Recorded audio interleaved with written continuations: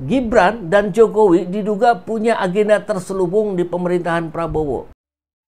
Bea Cukai, Kemenkeu, dan KPK hingga saat ini masih mendalami dugaan ekspor ilegal biji nikel sebanyak 5 juta ton ke China.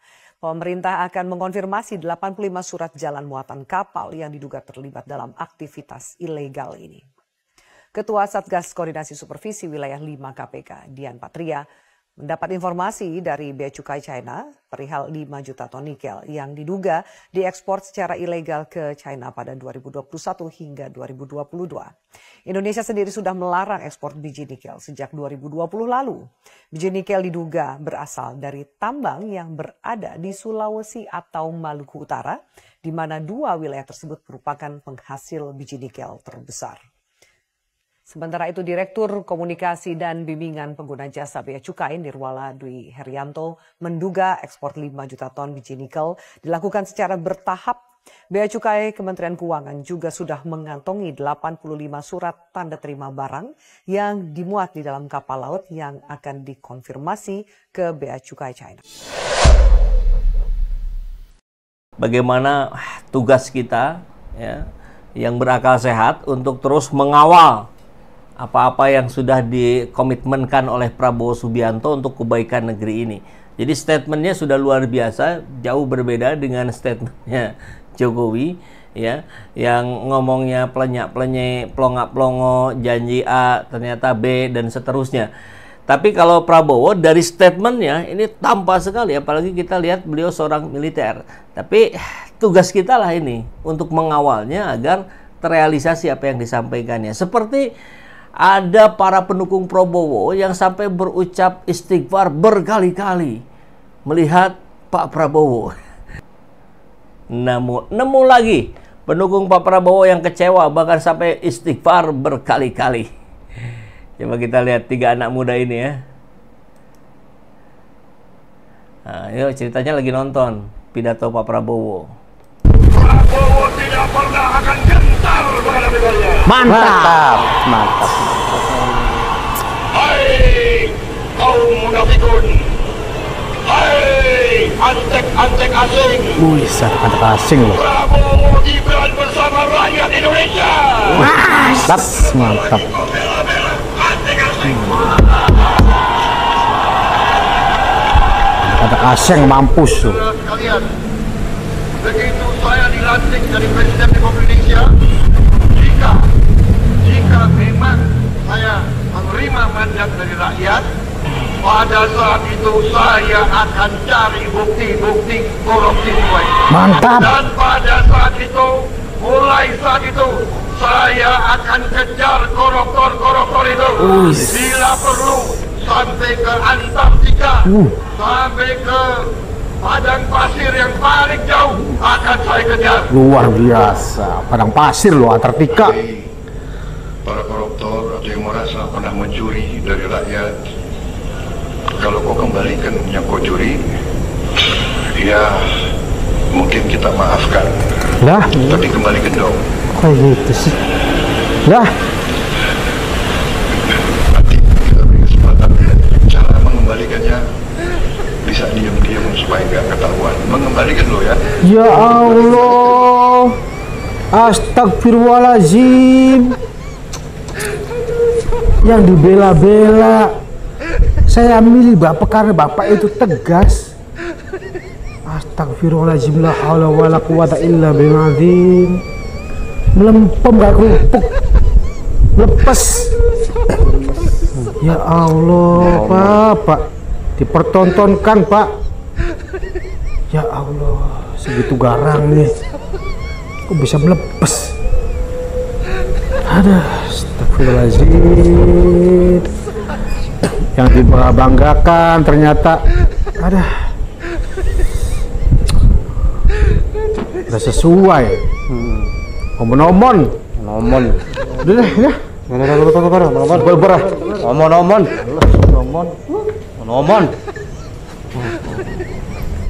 Ya, kreativitas netizennya. Suaranya berisik karena memang itu di malam hari dan di luar di outdoor ya. Jadi suara angin masuk berisik.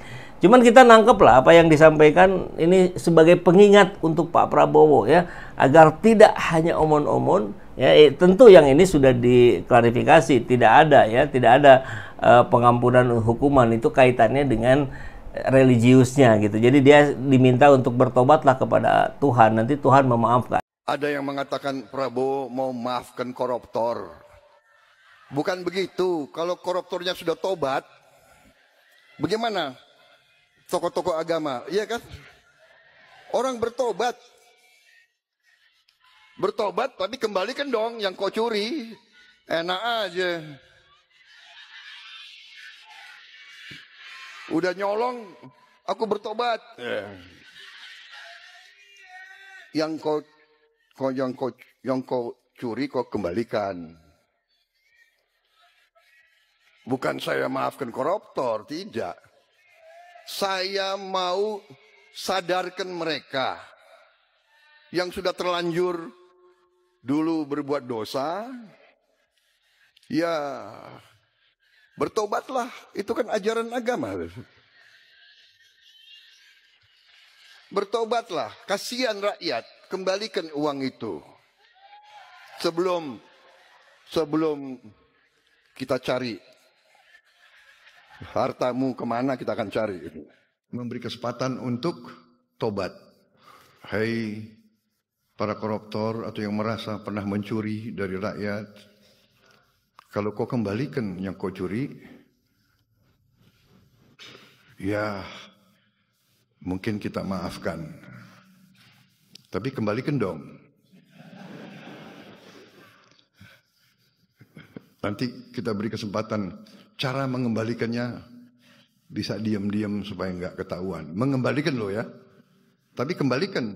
Nah, arahnya ke sana kata Pak Prabowo. Cuman ya kita mau lihat pembuktiannya bagaimana Prabowo menyisir Jokowi dan anasir-anasirnya, kan begitu. Karena pengaruhnya dikhawatirkan berpotensi punya daya rusak untuk menggagalkan misi dan visinya Prabowo Subianto sebagai presiden, kan begitu. Wakil Presiden ke-10 dan 12 Republik Indonesia, Yusuf Kala mengatakan, hilirisasi nikel Indonesia 90% dikuasai China. Sementara Indonesia hanya dapat kerusakan lingkungan saja. Pernyataan tersebut dilontarkan JK saat menjadi narasumber di Bincang-Bincang bersama Renal Kasali. Pembahasan bermula saat membahas hilirisasi di era Jokowi. Menurut JK, program hilirisasi yang digalakkan Jokowi memang mampu mendorong kinerja ekonomi Indonesia, bahkan menjadi salah satu yang terbaik di antara negara-negara anggota G20. Dengan hilirisasi, nilai ekspor yang berasal dari nikel meningkat berkali-kali lipat. JK sepakat dengan hilirisasi yang memberikan nilai tambah dan membuat negara semakin maju. Namun, JK menilai efek dari hilirisasi yang ada saat ini terjadi monopoli dan hanya dikuasai oleh segelintir orang. Seperti nikel semuanya. Kita mempunyai kekayaan nikel yang terbesar di dunia. Ya. Namun 90% dikelola oleh pengusaha-pengusaha dari Cina dengan pajak hanya 1%. Dengan kemudian memperbolehkan tenaga kerja yang puluhan ribu masuk.